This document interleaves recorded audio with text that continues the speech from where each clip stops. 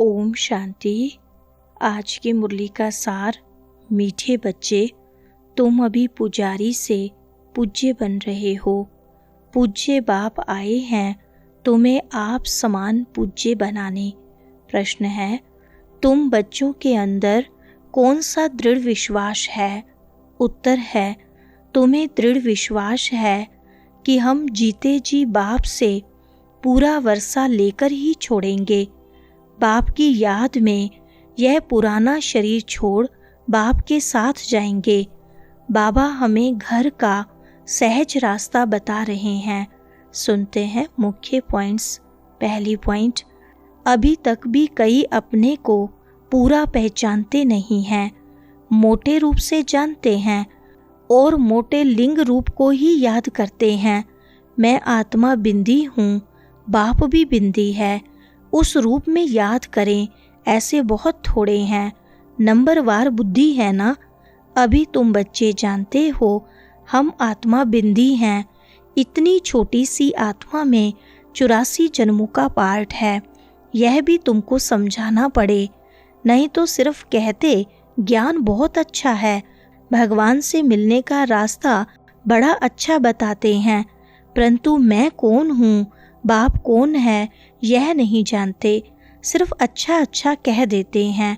दूसरी पॉइंट, कोई तो फिर ऐसे भी कहते हैं कि यह तो नास्तिक बना देते हैं।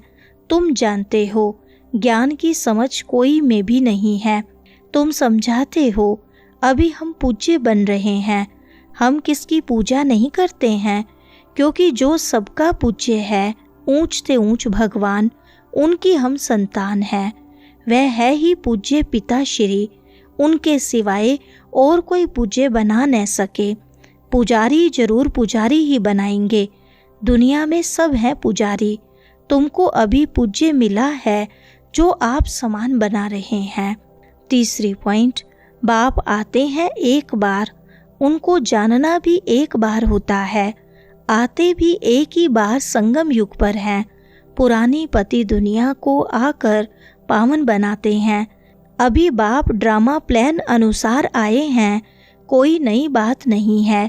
कल्प कल्प ऐसे ही आता हूँ, एक सेकंड भी आगे पीछे नहीं हो सकता है। तुम बच्चों की दिल में जचता है कि बरोबर बाबा हम आत्माओं को सच्चा ज्ञान दे रहे हैं। फिर कल्प बाद भी बाप को आना पड़ेगा।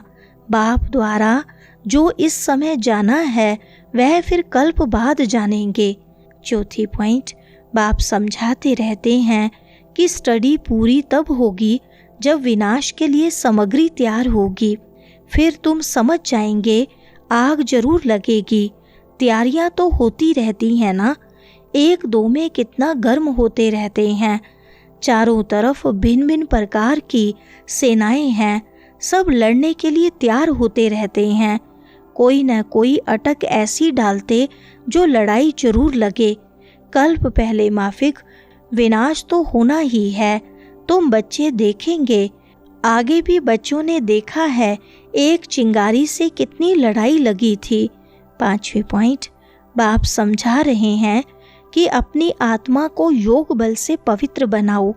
मुझे याद करो तो विकर्म विनाश हो जाएंगे, परंतु यह भी बच्चे याद नहीं कर सकते हैं। बाप से वर्षा अथवा राजाई लेने में मेहनत तो चाहिए ना। जितना हो सके याद में रहना है। अपने को देखना है कितना समय हम याद में रहते हैं और कितनों को याद दिलाते हैं। मन मनाभव, इनको मंत्र भी नहीं कहा जाए। यह है बाप की याद। देह अभिमान को छोड़ देना है। तुम आत्मा हो, यह तुम्हारा रथ है। छठी पॉइंट, सतयुग में तुम देवी देवता बन कैसे राज्य करते हो, फिर तुम यही अनुभव पाएंगे। उस समय तो प्रैक्टिकल में आत्माभिमानी रहते हो। आत्मा कहेगी हमारा यह शरीर बूढ़ा हुआ है, यह छोड़ नया लेंगे। दुख की बात ही नहीं। यहाँ तो शरीर न छूटे उसके लिए भी कितनी डॉक्टर की दवाइयाँ आदि की मेहनत करते हैं। तुम बच्चों को बीमारी आदि में भी पुराने शरीर से कभी तंग नहीं होना है, क्योंकि तुम समझते हो इस शरीर में ही जी करके बाप से वर्षा पाना है। 7वीं पॉइंट, मुख्य है याद की यात्रा। भक्ति मार्ग की यात्राएं अब खत्म होनी है। भक्ति मार्ग ही खलास हो जाएगा। भक्ति मार्ग क्या है? जब ज्ञान हो तब समझें। समझते हैं भक्ति से भगवान मिलेगा। भक्ति का फल क्या देंगे? कुछ भी पता नहीं। तुम बच्चे अब समझते हो बाप बच्चों को जरूर स्वर्ग की बादशाही का ही वर्षा देंगे। सबको वर्षा दिया था। यथा राजा रानी तथा प्रजा सब स्वर्गवासी थे।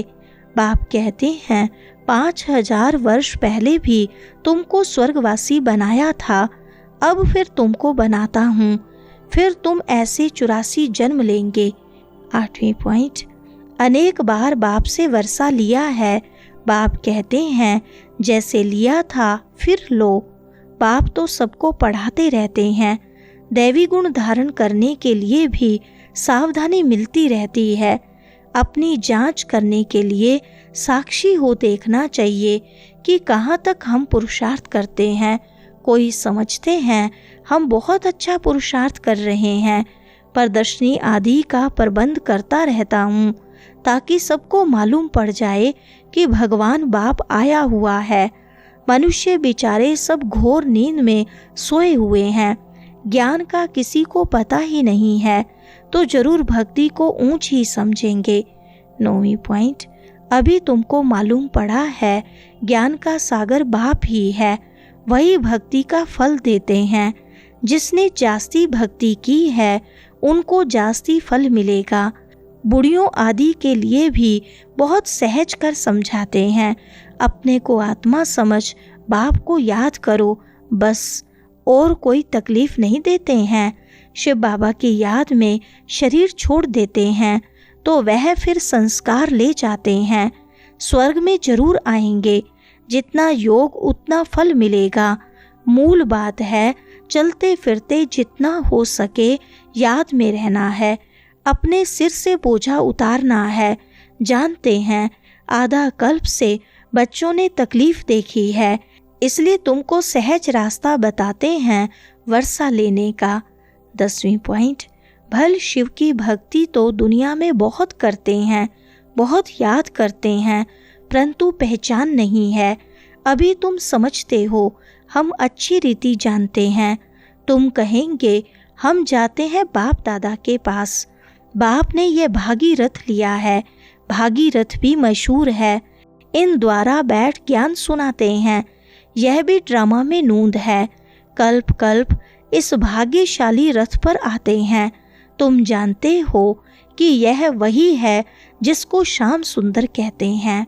11वीं पॉइंट, यह भी तुम समझते हो मनुष्यों ने फिर अर्जुन नाम रख दिया है। अभी बाप यथार्थ समझाते हैं। ब्रह्मा सो विष्णु, विष्णु सो ब्रह्मा कैसे बनते हैं। बच्चों में अभी समझ है कि हम ब्रह्मापुरी के हैं, फिर विष्णुपुरी के बनेंगे। धीरे धीरे पिछाड़ी में कर्मातीत अवस्था होनी है। इस समय किसकी कर्मातीत अवस्था होना असंभव है। कर्मातीत अवस्था हो जाए फिर तो यह शरीर भी न रहे, इनको छोड़ना पड़े, लड़ाई लग जाए, एक बाप की ही याद रहे, इसमें मेहनत है। वरदान है त्रिकालदर्शी और साक्षी दृष्टा बन, हर कर्म करते बंधन मुक्त स्थिति के अनुभव द्वारा दृष्टांत रूप भव। विस्तार है, यदि त्रिकालदर्शी स्टेज पर स्थित हो, कर्म के आदि मध्य अंत को जानकर कर्म करते हो तो कोई भी कर्म विकर्म नहीं हो सकता है, सदा सुकर्म होगा। ऐसे ही साक्षी दृष्टा बन कर्म करने से कोई भी कर्म के बंधन में कर्म बंधनी आत्मा नहीं बनेंगे।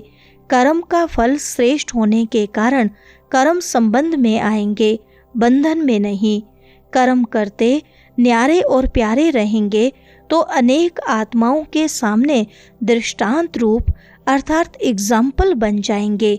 स्लोगन है, जो मन से सदा संतुष्ट है वही डबल लाइट है। अच्छा, ओम शांति।